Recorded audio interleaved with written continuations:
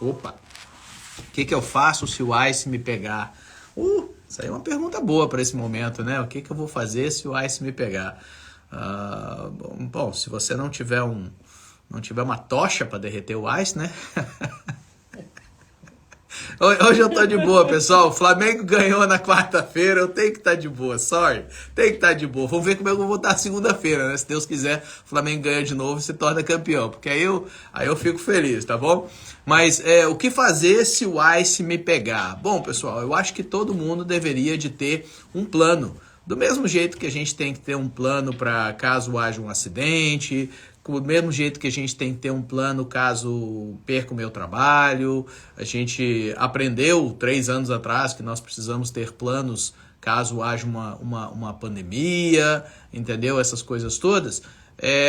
Nós precisamos ter planos também para essas coisas que podem acontecer no nosso meio nesse momento relacionadas com o ICE. Então, se por acaso você for pego pelo ICE, o meu conselho seria que você tivesse um plano já com a sua esposa, com o seu esposo, com o pessoal da sua família, que o pessoal possa imediatamente contactar um advogado de imigração, que o pessoal possa contactar uma firma que possa representar você. Obviamente aqui na Brack Law isso é parte do trabalho que a gente faz. Cenários diferentes dentro dessa situação de se eu for pego pelo ICE são o seguinte: uma pessoa que tem passagem pela imigração e uma pessoa que não tem. Uma pessoa que tem passagem pela imigração, eu já falei em vários vídeos, deveria de ter uma cópia dos seus recordes, uma cópia da sua pasta de imigração consigo, né? E de preferência não só consigo, mas com um advogado de confiança. Então isso é um trabalho que a gente faz muito, né? A gente muitas vezes, principalmente o pessoal que passou pelo CAICAI, ou o pessoal que está indocumentado nos Estados Unidos e já fez alguma aplicação para imigração, essas pessoas deveriam de ter uma cópia da sua pasta, dos seus recordes, né? E isso é parte do trabalho que a gente faz aqui na Brack Law. Então, se você entrou pelo CAICAI, mesmo muitos anos atrás, ou você entrou e fez algum tipo de aplicação, mesmo que você tenha entrado com visto, mas você já fez algum tipo de aplicação, não deu continuamento, alguma coisa assim, ou não sabe o que aconteceu, você deveria de contratar um advogado, você pode marcar um apontamento com a Brack Law e a gente pode fazer um pedido para esses recordes, analisar o que está nesses recordes, principalmente por quê? Porque acontece que se por acaso você for pego, a gente não quer ficar tendo que dar tiro no escuro, né? Dar um tiro no escuro, você tem menos chance de acertar. Mas se por acaso nós tivermos esses recordes, a gente pode estar mais bem preparado para, por exemplo, fazer um pedido de reabertura do seu processo, fazer um pedido de rescisão de uma ordem de deportação. Vocês devem ter visto, essa semana a gente publicou, né? Eu tive um grande prazer que um grande amigo meu, de muitos anos, nós conseguimos reverter a ordem de deportação dele, a ordem de deportação foi cancelada, o caso de imigração dele foi reaberto e agora ele vai poder legalizar através de um processo familiar. Muito feliz com isso.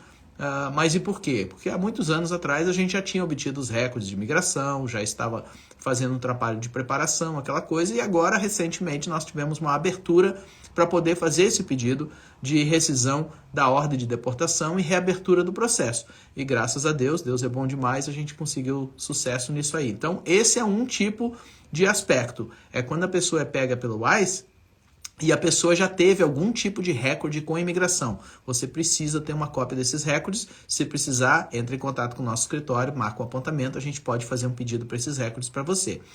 Por outro lado, tem a pessoa que nunca teve nenhum recorde de imigração.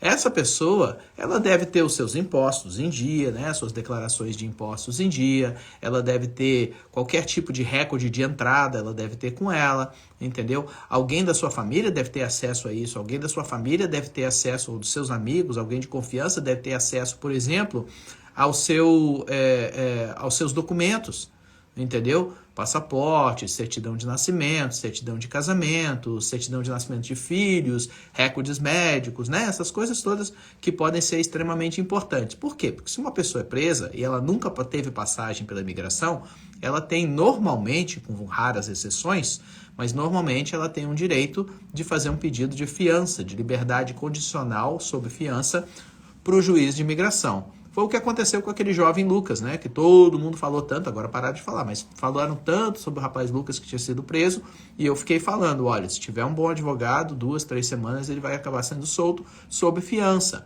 E foi o que aconteceu, ele acabou sendo solto sob fiança, demorou um pouco mais aí, né, deu umas bagunças aí no meio, eu vi algumas reportagens sobre isso, foi transferido para o Texas e tudo mais, mas aparentemente um bom trabalho foi feito, ao ponto de que ele foi liberado sob fiança. E é isso que normalmente a gente tenta quando a pessoa é primeiro presa e ela não tem passagem pela imigração. A gente tenta que a pessoa seja liberada sob fiança. Para isso, nós temos que demonstrar para o juiz de imigração que ela não é um risco para a comunidade, ela não é um risco de fuga, que ela tem residência permanente, que é uma pessoa de bom caráter moral, não tem recorde criminal, entendeu? Nós temos que mostrar tudo isso. E, obviamente, aí a gente precisa de alguém de confiança do lado de fora para contratar os advogados, para efetuar pagamentos necessários e para poder correr atrás de documentações que, obviamente, nós não temos como produzir. Nós temos que obter essas documentações, seja através de um amigo, de quem quer que seja, e aí a gente junta essa documentação, apresenta para a Corte de Imigração, e se Deus quiser, a pessoa é liberada, e aí vai poder responder o seu processo em liberdade, tá bom? Beleza?